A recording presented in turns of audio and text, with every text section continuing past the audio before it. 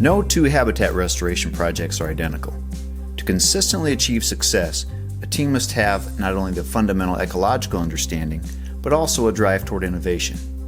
That innovation can be seen in Cardno's work on the Grasse River in New York.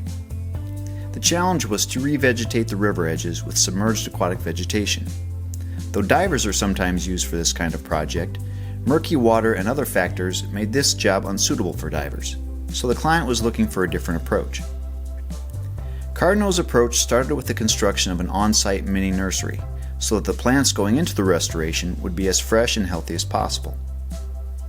To help with the placement and even distribution, the plants were weighted and loaded into biodegradable bags.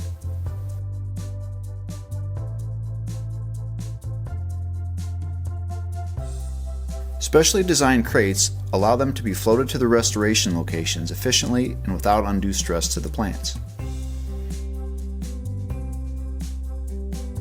Each site was temporarily surrounded by stakes and fencing to mark and protect the plants as they became established.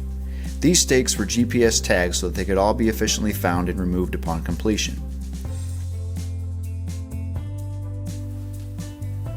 The boat was equipped with a special rig to remove the crates, and a system of tubes to evenly distribute the plants. The Grasse River restoration, like so many projects, had unique challenges that required a novel approach.